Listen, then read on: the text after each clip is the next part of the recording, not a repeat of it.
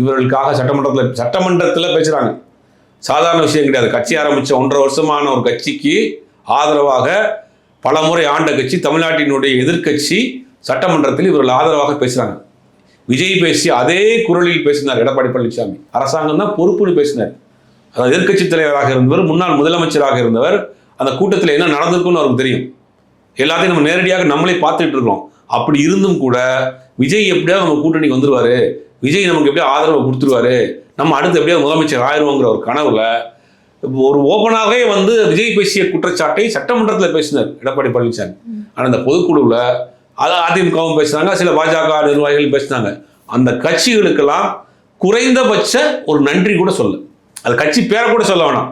இக்கட்டான நேரத்தில் எங்களுக்கு அவதூறுகளை அள்ளி இருந்த நேரத்தில் எங்களுக்கு ஆதரவாக இருந்த அரசியல் கட்சிகளுக்கு குறைந்தபட்சம் நன்றி அப்படின்னு சொல்லக்கூட இவர்களுக்கு மனமில்லாத ஒரு மனிதர்களாக தான் இருக்கிறாங்க.